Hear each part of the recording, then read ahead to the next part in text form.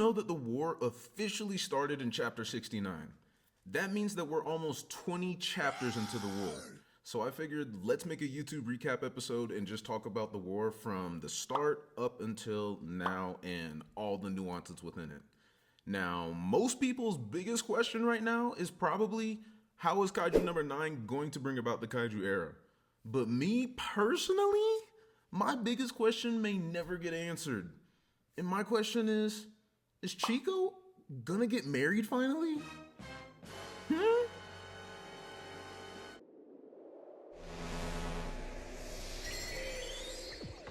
So far, the war has been a fun read. It's marked a shift back into the darker tones of Kaiju number 8, especially when the war opened with Kaiju number 15 taking out 6 officers with 1 attack. I was kind of shook. It had been a long time since situations felt dire in this series. And also, Matsumoto has upped his writing and art game over this arc. He's kind of found this formula where he can continuously have action without sacrificing character building and growth, because that building is happening over the course of combat. So if I was to put it on a scale of 1 to 5, I would say that the character building has been a 4, the story progression has been like a 3.5, and then lore has been a 4.5. And even then, I would argue with myself on the 3.5 for story progression, because we have not had that many chapters of this war so far. It's just that things get released bi-weekly, so sometimes the story feels slower than what it really is. So after rereading, I feel like that is pretty based. I don't know, say what you want in the comments down below. But like I said, this arc overall has been dope. I was honestly disappointed with Kaiju number 11 through 15 at first, because they seemed like fodder. It took all the 3rd Division's efforts just to beat Kaiju number 10, yet we're having people solo Kaiju number 11, 13, and 15. Bruh. But then I found myself being okay with it, because right before 15 died, even 15 realized that she was just a pawn. And pawns are important contributors, but not the most important part of 9's plan overall. So I think that Kaiju 11 through 15 should, for the most part, feel expendable.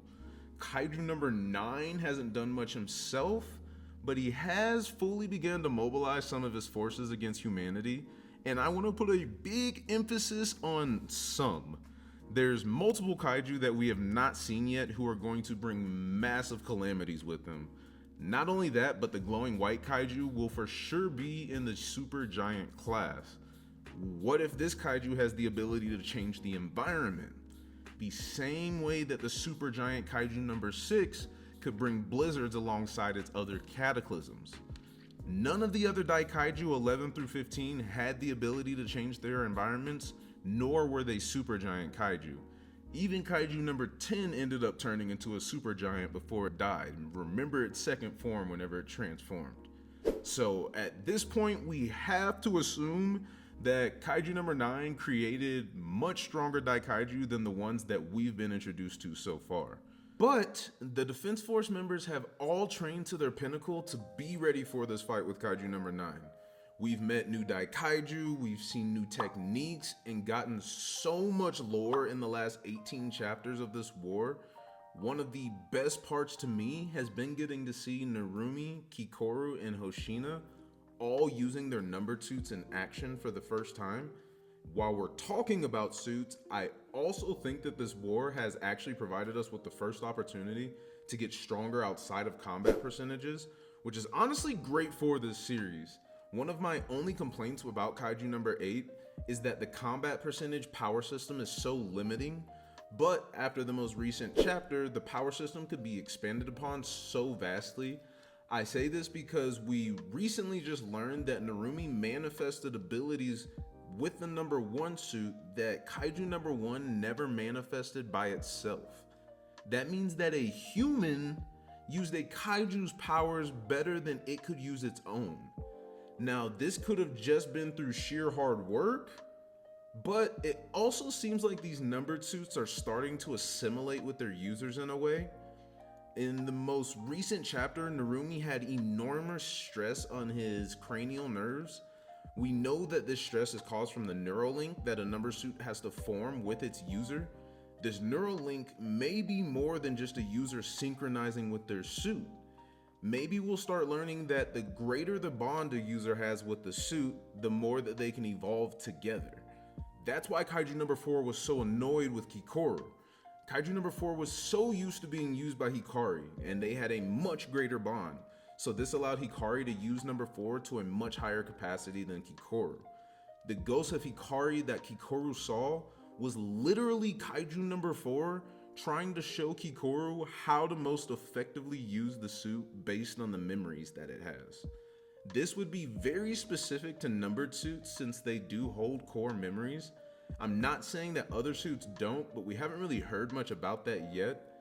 Knowing that these kaiju hold core memories, even after being weaponized, was groundbreaking news. It also leads me to believe that the Defense Force leadership knows more about kaiju than what they're leading on, but that is a whole nother topic for a separate video that I have already made, and I will link it in the description if you want to go check that out after this. But I'm not really going to talk about the war chapter by chapter, but all the war topics that I can think about will be covered in this video. If we're really going back to the beginning of the war in chapter 69, then we might as well start with the message that Matsumoto gave us directly through the little girl. And that's to not worry if Kaiju number 9 reappears, because Mr. Kaiju Man will be there to protect us. This was something that was very intentional wording from Matsumoto. From the beginning of this series, even if you buy the volumes of Kaiju number 8, the first volume says that Naoya wants Kafka to be a protagonist that makes you feel like everything's gonna be okay whenever he's there. And I'm sure that we can all agree that Kafka elicited that feeling in all of us when he saved Kikoru as well as Rin. Speaking of Rin, I was really hyped for her to have her moment in this war, and then she really just got turned into a rag doll by Kaiju number 13. That was crazy, man. But I don't want to get ahead of myself. What has been truly amazing has just been to watch the growth of Kafka since chapter 1. To prepare for the war, Kafka began to learn squadron style technique from Hoshina. That way he can maximize himself in human as well as kaiju form. This has led to our boy getting some muscle, leaning out, and gained confidence all around. We can even see that Kafka's grown mentally. This war has been the first time that Kafka has trusted his comrades through and through.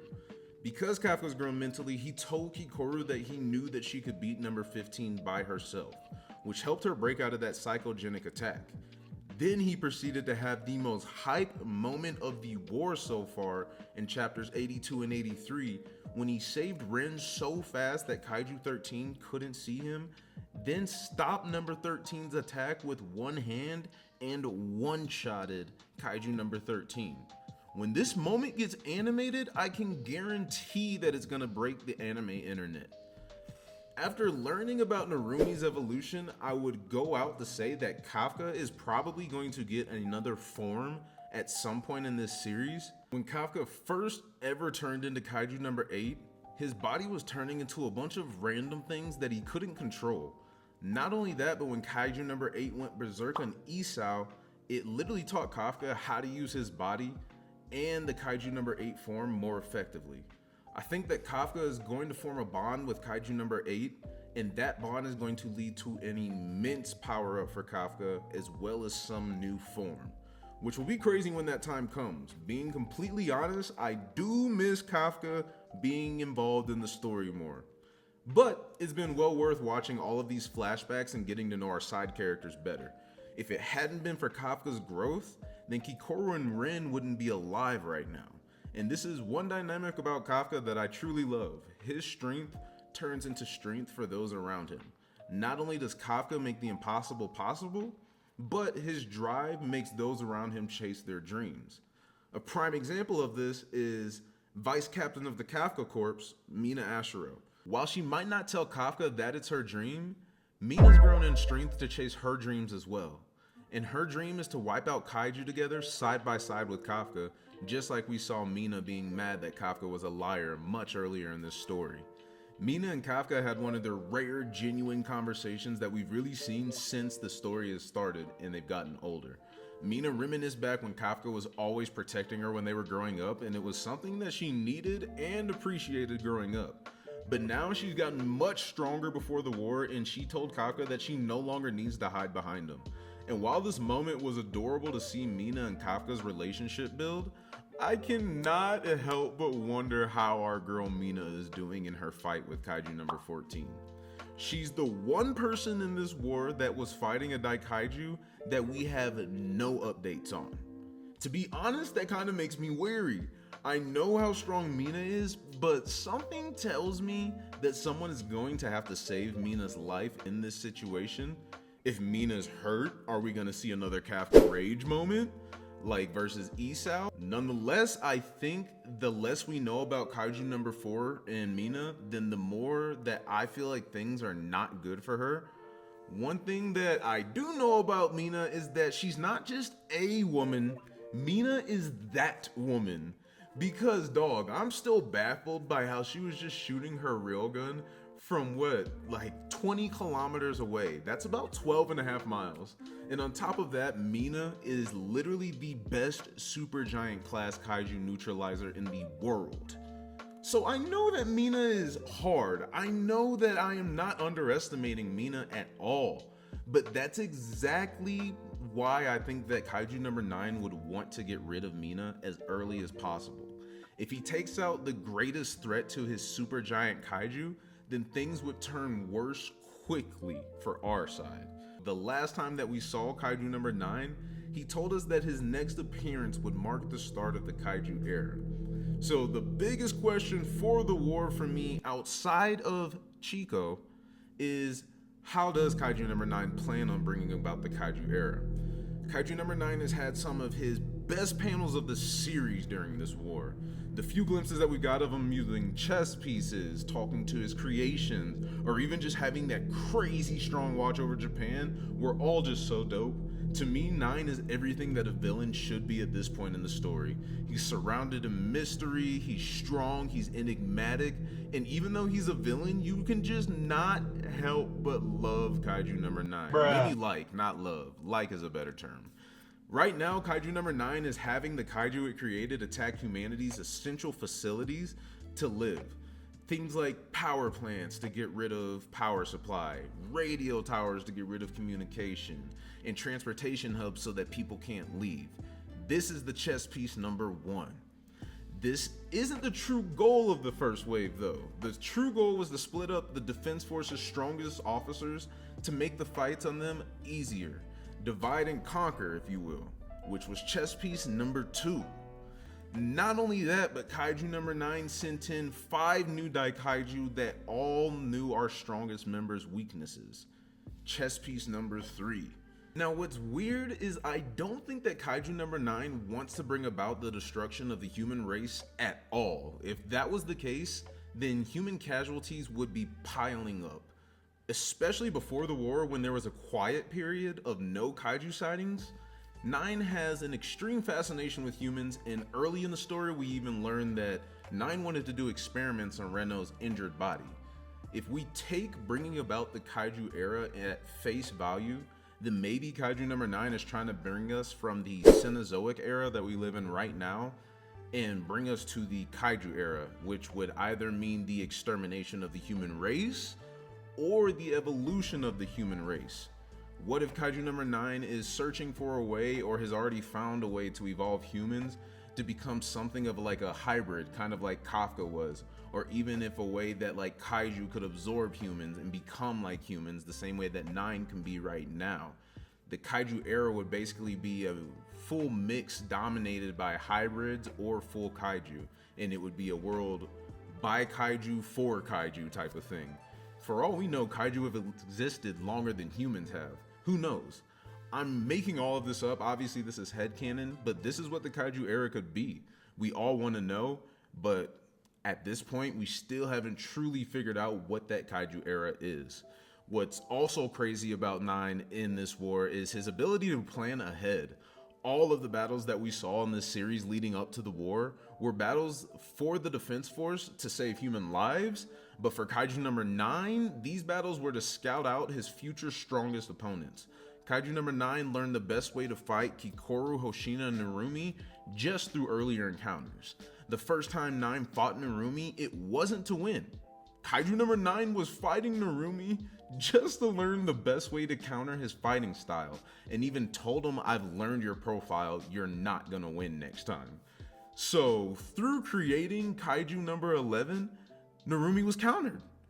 Kaiju number 9 saw how much affirmation meant to Kikoru during that ant raid, and from that, Kaiju number 9 created number 15 that could use psychogenic attacks to attack someone like Kikoru. This is all from the genius of Kaiju number 9, and not just the genius of number 9, but the mastermind of the writing from Matsumoto. This is just things that connect the whole series. It makes all the experiences within this story feel intertwined. All of the fighting moments with Kaiju number 9 up till now mattered more than we could have ever imagined. And that has to mean that all of these fights right now are much more calculated than what we're being led to believe. Right now, Kaiju number 9 is probably learning even more information about the Defense Force. He probably now knows about how Kikoru uses the number 4 suit. He probably knows about Narumi leveling up the number 1 eyes and having that future sight. He probably knows that Kafka unleashed its full number 8 for the first time of the war. If anything, Kaiju number 9 has the Defense Force right where he wants us. Once this next wave of daikaiju comes in, many people with the Defense Force are not going to be able to fight. Will Kikoru be able to keep fighting after the injuries she sustained and how long she's been using this suit at max capacity? Can Narumi keep fighting after he's done with 11 and all of his suit output has been used on this new evolution that he's used in it? Once we get to Hoshina's fight, will Hoshina be able to keep going after the 12 fight? These are questions that we gotta start asking ourselves. A lot of these suits are gonna be overheated, as well as there are going to be major injuries that will have been had. Kaiju number 9's real attack will not start until we are thoroughly weakened. I think that's when there's going to be a multiple supergiant kaiju that show up. And these supergiants could possibly, like I said, have the ability to change the environment around them just like number 6. Number 6 brought in that crazy blizzard, and now we're seeing Reno use all of these freezing attacks. Not only would this completely catch the Defense Force by surprise, but a kaiju changing the environment would present as one of the biggest challenges the Defense Force has ever faced since number 6. The Defense Force also has surprise factors that number 9 can't be ready for, and number 9 doesn't know about things like Reno in the 6th suit, the suits number 3, 5, and 7. And more than anything, Kaiju number 9 has no scale of how much stronger the Defense Force has gotten in this same time frame. So far, the only surprise factors that we've really shown are the number 1 suit, the 10 suit, and the 4 suit.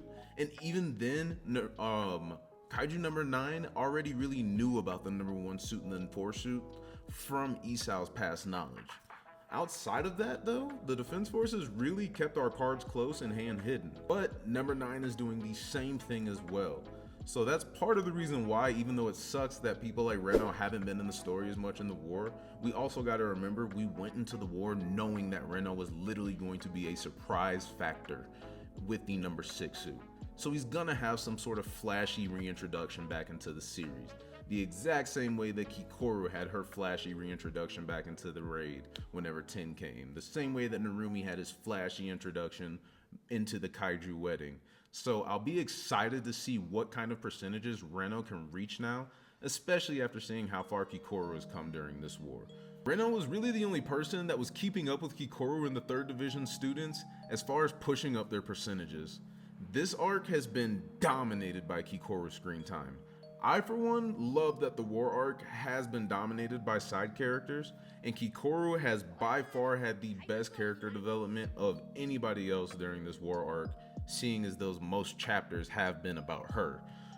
Not only that, but she actually is the strongest first-year officer ever. She's gone from being desperate for her parents' affirmation and 84% unleashed power to knowing that she can get affirmation from everybody in the Defense Force around her in 94 unleashed power. That was crazy to see her push that number. Plus, I just remember how gassed I was seeing Kikoru get launched out of the base in her number 4 suit for the first time. Watching Kikoru ask her mom and dad for strength and then flying through the skies like that, It was just awesome. She looked like a graceful Valkyrie the same way that they described her mother. I also gotta say that her and number 15's fight was crazy, dog. The fact that number 15 looked like Kikoru was so eerie in the beginning. If you just put yourself back in those shoes, reading those beginning chapters of the war and seeing a dark-haired Kikoru for the first time and being like, what the heck is going on? Seeing how badly Kikoru was getting trounced at the start of their fight had me so nervous. Then of course number 4 came through so clutch by showing Kikoru the ghost of Hikari. And like I said before, this was Kaiju number 4's memories of how to best use the suit. This suit is forming a bond with Kikoru. Kikoru, the person that does not like kaiju, is forming a bond with a kaiju and probably doesn't even realize it yet. Kikoru wasn't able to keep up with that ghost at first until she powered up to 94% like we were saying, and it was such a high to watch Kikoru get the 94% and cut number 15 down. But then Matsumoto did such a great job at just dragging you down to a low 2 pages later when number 15 used its true psychogenic power attack and just stopped Kikoru in her tracks. This attack basically allowed 15 to see into Kikoru's mind and expose her deepest weaknesses, which was the fact that Kikoru could not get affirmation from her parents anymore. The whole reason that she wanted to join the Defense Force in the first place was so that she could have her parents be proud of her and the accomplishments that she's making in the Defense Force. She used to see her mom and dad on television all the time, and that was such an inspiration for her, and she wanted to be that same thing for her parents. So watching 15 expose this, bro, and just looking at Kikoru and said, hey, these people are never gonna be able to tell you that they're proud of you again. I was like, hey man, 15, you need to chill with all that shit. I was actually mad that chapter, but 15 using those psychogenic attacks was actually exactly what Kikoru needed to overcome her greatest hurdles. Her ability to be resilient and realize that her comrades are proud of her, and most importantly, that Kafka believed in her and snapped her out of it. These were the things that allowed Kikoru to cut down 15. It was also interesting to see that number 15 showed human emotion right before dying. 15 started crying and said to Kikoru that her father was hard on her because he loved her. But Kaiju number 9, number 15's father, only views her as nothing more than a pawn. But she did tell 15 that she would punch number 9 in the face for him. And it was a very Kikoru thing to say, but for Kikoru to say that she's gonna do a deed for a kaiju, I'm telling you, dog, this is character building. Kikoru doesn't even realize the bond that she is making in this series, and I love this transformation that is happening within Kikoru. But the fact that this daikaiju had human emotions shows multiple things. It shows how close number 9 is to perfecting a hybrid of kaiju and human, and it also shows that these kaiju do have emotions, intentions, and reasons for their actions. Kaiju are not mindlessly moving about, so we have to start asking these moral questions in the mix. Why do kaiju attack us? Why does number 9 want to bring about the Kaiju Era? Should kaiju and humans be able to coexist? I hope we start getting answers to those questions soon, but Kikoru has grown into the exact woman that Isao and Hikari would have hoped for. They knew she wanted to join the Defense Force and they needed her to be a strong survivor. And after taking out a daikaiju by herself, we can safely say that she's exactly that. Going forward, Kikoru might not be contributing much more in this war. I would imagine, like I said before, that her suit is very close to overheating. And not only that, but her body was badly damaged in that fight with number 15 in the beginning of the fight. And it was also funny to see Kikoru talk that shit afterwards to Narumi. She beat 15 and then buzzed over to Narumi and said, "Your student requests a display of your strength, dumbass mentor." And it's funny because Narumi and Kikoru honestly have a brother-sister relationship, and it makes so much more sense knowing what we know now about Narumi. It's because they were both literally raised by the same father, essentially. They both got raised by General Isao, so both of them have the highest expectations of each other.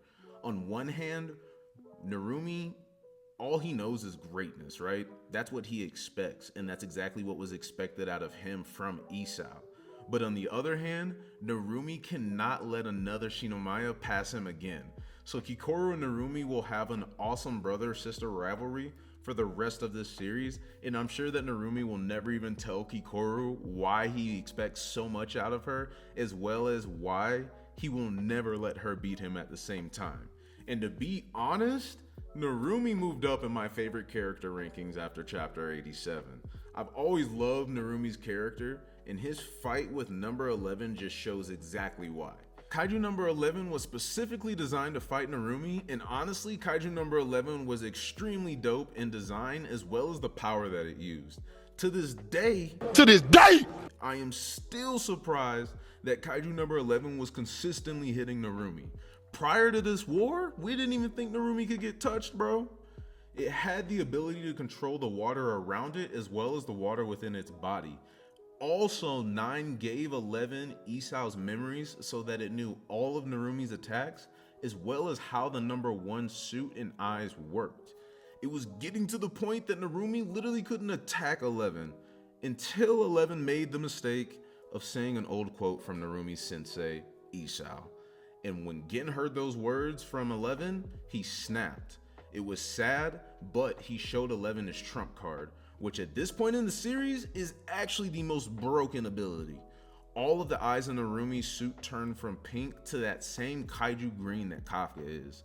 And with Narumi's upgrade, he can read the electric signals in something's body, as well as detect temperature changes in all the things around him. So it's literally the ability to see the future now. It's no longer like that false foresight that 11 was saying it was.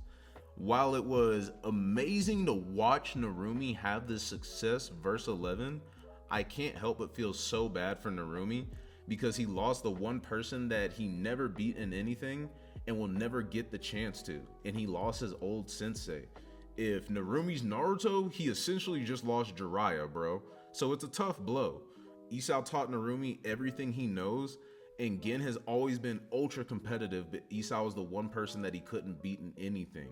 Isao was still like a father to Narumi, and I was really hoping that we would see Narumi use 100% for the first time in the war, but to be honest, the evolution that Narumi did manifest was way harder than 100% could have ever been.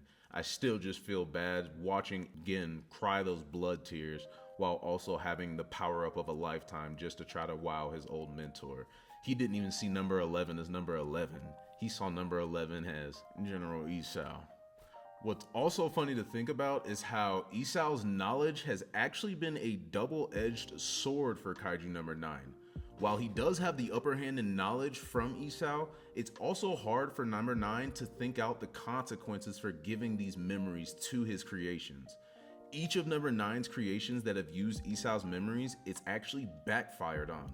Kaiju number 11 and 15 actually ended up delivering the final message from Isao to Kikoru and Narumi to help them get to where they needed to be to defeat those kaiju.